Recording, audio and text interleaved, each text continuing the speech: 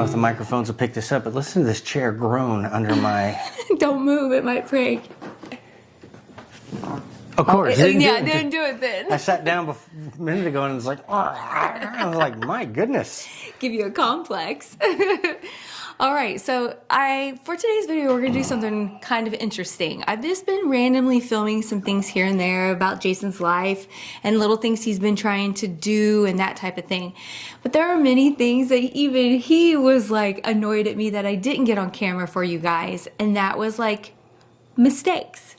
And you wanted me to film those mistakes and I didn't. She likes to protect me, so she eliminates opportunities where I'm having trouble because she doesn't want to make me look bad.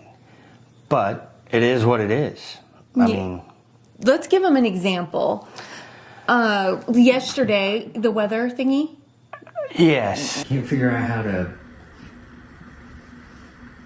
finish resetting that up? Okay, hold on. When you first power up the console, or press and hold that Wi-Fi button for 3 seconds, the console icon will flash, signify that is ready to enter the Wi-Fi settings. Use your smartphone, tablet, or computer to connect to the console through the Wi-Fi. Okay. You guys have seen it before, my weather station. We'll put a link below in case you want one. But you're such a YouTube husband. It's automatic, you connect to the network, blah, blah, blah. But so the time is supposed to automatically update with daylight savings time. And it didn't. Well, it stopped being connected to the internet someday between today and who knows when. And I spent 3 days trying to figure out how to change the time. I couldn't get it. I had the manual out. I'm restarting it. I'm following the instructions to the T. And I finally was like, I need help. And how long did it take you to fix it? 30 seconds? That's kind of being generous, but... Yeah.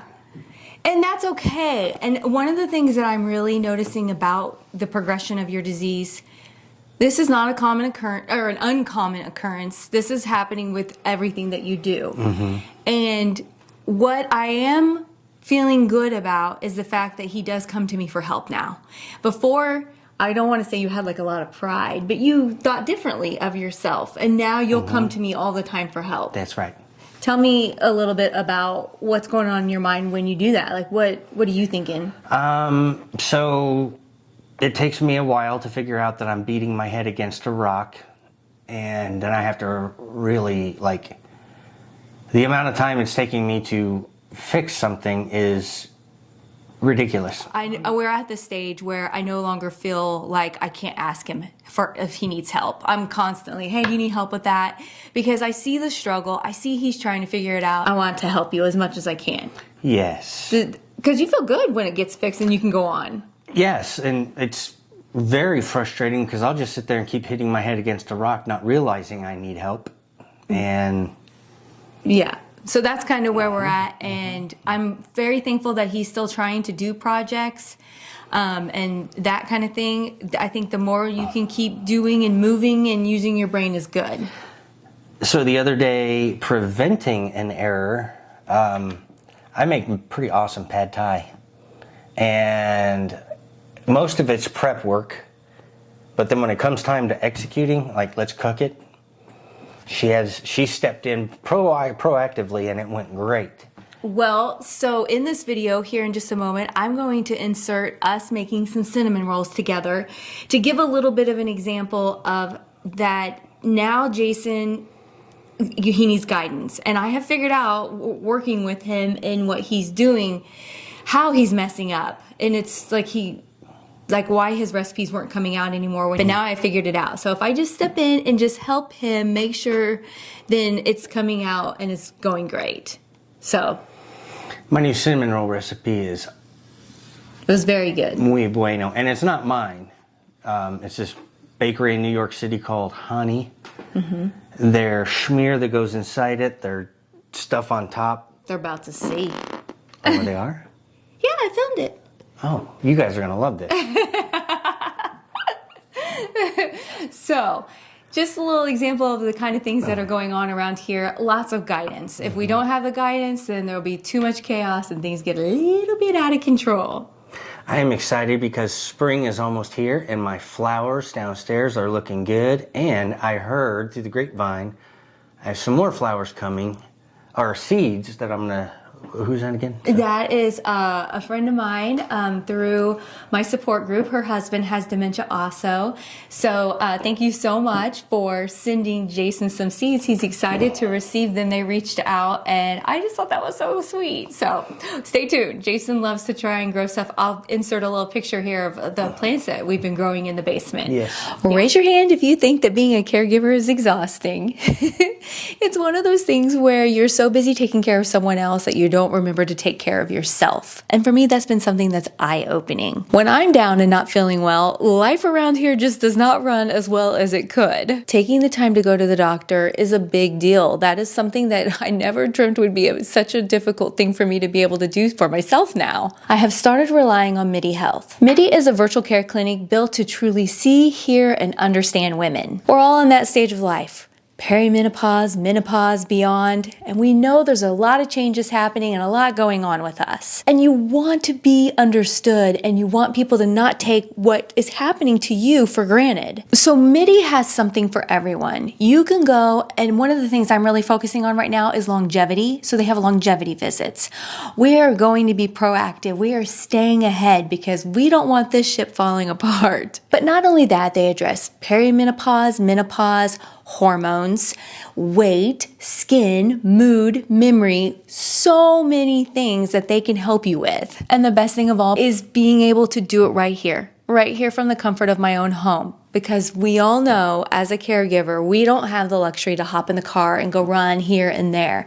And so being able to do it right here online with my clinician is amazing. One of the things that's so beneficial is they can order labs, and then you and your clinician can review those results and you can go forward by making a plan based on your goals. And there are no membership fees, no hidden costs. They bill your insurance just like any other healthcare provider. Aging well doesn't mean you have to do it alone. MIDI helps you have the right team, the right care, and the right data. So head over to trymidi.com/livingwithdementia to schedule your virtual visit and join the more than 200,000 women who love and trust MIDI. Proactive health for your long-term support is exactly what MIDI can provide.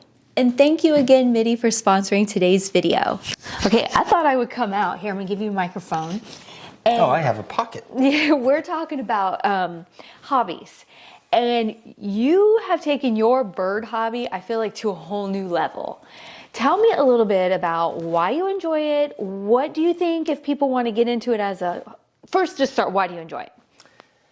I just like watching the birds, and I have built a system where all of my bird feeders are right outside my window, and as they come and feed, and then out there I've got a heated bird bath and another bird feeder where they land on. So what was the question? Why do you enjoy your bird hobby? Which I think is, you said it. You Yes. enjoy watching them, Yeah. learning about the different species. Yep. And then how different ones feed. Yeah. It's fascinating. I think a lot of people think that if bird stuff is just a hobby, they think they just set out a bird feeder and that is it. But you've learned, you have so many different kinds of feeds and the way they, even feeders for different birds. It is, and you can watch them. I mean, it's coming up on brunch time, and you can watch a bird feeder and watch certain types of birds go to it, and watch another one and completely different, I don't want to say taste, but different, different birds go to different types of feeders. And I think it helps my wildlife diversity because I get all different kinds of birds. Yeah. Thank you so much for sharing your little bird hobby with us. I think a lot of people have been really interested. I'll leave listed down below some of the favorite bird feeders, your water heater, all the things you've been using. And the food. The food's very important. I get some of my food, most of it actually, on Amazon. One, because I'm not allowed to drive, which I think is crap. Thanks. But it's just a subscription. It shows up, and it's like Ron Popeil would say, set it and forget it. That's right. So, yeah. Yeah. All right. Well, thanks so much. Me leaving the house every day becomes more and more of a struggle. So, I thought we'd bring the fun to me. We're going to put it in a pool so that it's entertaining and my grandkids can come over and hang out and not have to go anywhere. I like this. Yes. We're bringing the vacation to us since we don't really get to go very many places anymore. Right. That's right. And as everybody knows, Leslie's traveled the world and I've lived a sheltered life. So Wait, didn't you just put it in? I put the teaspoons in, did I? Yes, you did. I don't think so. One more. You already put one in. Are you sure? Yeah. I don't think so. Yes, you did. Okay. Let's do it.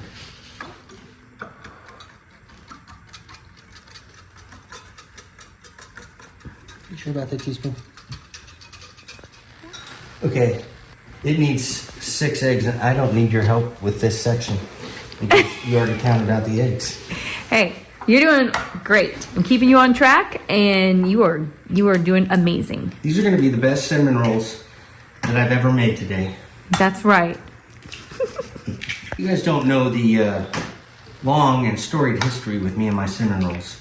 It's always been a pride piece in my life because many, many years ago, oh, see, this is why we do it in here, an egg yolk shell.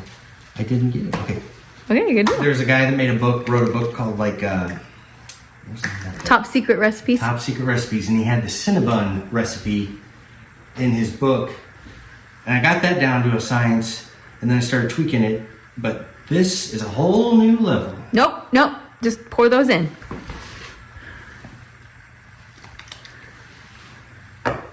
If this works, I'll share the recipe. Okay. If this doesn't work, it'll be yet another in my long, recent history of huge and embarrassing failures. It's okay. It's not going to be, it's not embarrassing. Okay.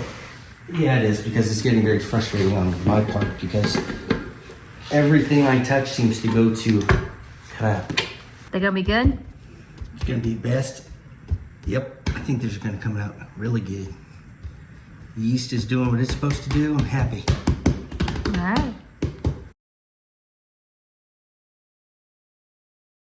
All right, thank you guys so much for watching today's video. We will see you soon. Thanks, guys. Let's do some quick caregiver talk. This is for those of you who are in the same situation as I am and you're taking care of your loved one, whether that's through dementia, maybe that's through cancer, there's all kinds of reasons.